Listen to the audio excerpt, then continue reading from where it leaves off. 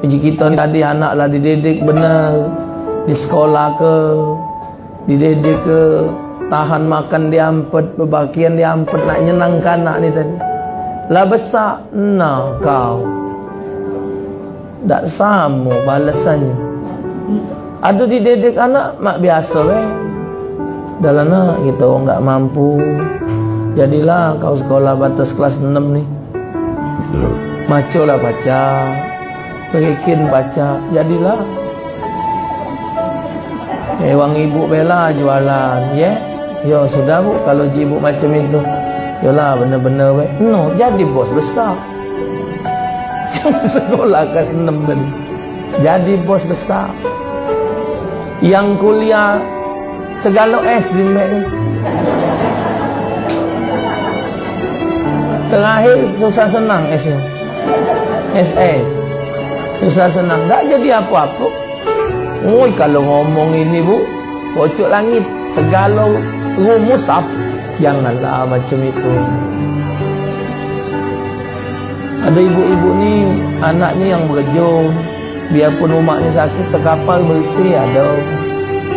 Ada biarpun umaknya sehat, tapi tak diurusi ada. Maka kadang-kadang ibu ingat keadaan manusia ni, berfikir panjang. Ya Allah ya Tuhanku, aku ni terkena yang manalah. Ada orang tua sampai tua ibu nak hidupnya sebatang kara. Bini ada, bini berlari. Anak ada, anak tak ngurus nak, ngolor-ngolor sewet. Iya, bukannya ngatai bu, nimbang diri. Ada yang tua ni beragak. Macam sore anak ke Jambi, ada Habib Abdullah, umurnya 100 lebih, hampir 197. Rapi nan bu, wangi, bajunya rapi, badannya bersih, kejingan. Anak tanya, gede masih tak? Oh sudah lama gede meninggal. Abah sama anaknya ya Allah rapinya. Diurusi oleh semantu tadi. Ada yang mantu jadi anak, dimandi ke dihidup. Ada tidak, ada mantu nyari surat rumah mertua. Ada ibu. Jadi kita ni nodok ke diri ni kaget. Jauh pikiran, ada yang ngawas model ini, ada main ini. Kita ni yang mana kenanya? Tak tahu. Ada yang hidupnya sederhana, tapi senangnya bukan main. Ada yang hidupnya harta berlebih-lebihan, tapi murad marid. Jadi wallahualam. Tercocok di mana kita ni tak tahu hidup ni. Wallahualam bisawab. Cuma aneh juga ibu. Itulah tadi keramat orang tua tadi. Mak uji orang tua ni galak kelakar. Aku ni Ustaz, anakku 4 ekor. Tiap hari nitip ke anak galau kan aku. Yang 2, yang 3. Mahap ngomong tu Ustaz, tak ada ngenjuk duit. Tidak ngenjuk duit, budak tu nak cuma nak berjalan cocong tu ada baik. Laman cocong 8 ekor nyerit galau 1,000, 8,000. Hari 80. Tak cukup sekali sehari. Liwat nyai. Ini liwat nyai. Ya nyai. Yai lah dah katil lagi. Untung tinggal ke bedeng tadi sikok lah. Hidup budak katil mereka ke.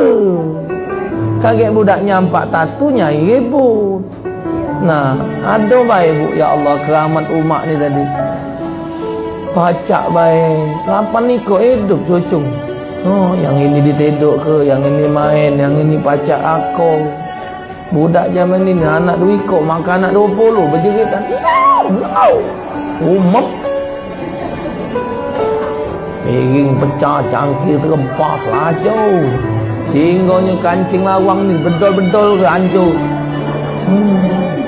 Belum kamu punya cucu ngasuhnya lah. Ya. Ada yang nandak ngurus cucu. Siapa beranak jaga, tak senilai itu. Balik. Ada. Itu nyai sangar nama.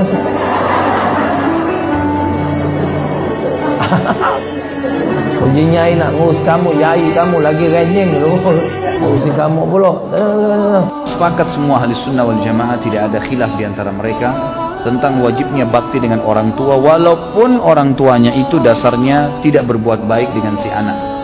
Karena tidak ada perbuatan buruk dibalas dengan perbuatan buruk, karena semua perbuatan buruk akan dibalas oleh Allah Subhanahu wa taala dengan ancaman, dengan hukuman. Seseorang datang kepada Hasan Basri rahimahullah lalu berkata, "Saya memiliki seorang ayah. Ayah saya sudah sangat tua, terbaring di ranjang, stroke, satu badan semua nggak bisa bergerak. Sampai akhirnya, buang air besar, buang air kecil di atas ranjangnya. Dan saya menampung dengan kedua telapak tangan saya, kencingnya, buang air besarnya. Kemudian saya mencuci tangan saya tanpa merasa jijik sedikit pun. Saya sudah melakukan itu selama 10 tahun. Pertanyaannya, apakah saya sudah membalas jasa ayah saya?" Maka jawaban Hasan rahimahullah, belum sama sekali. Sama sekali belum.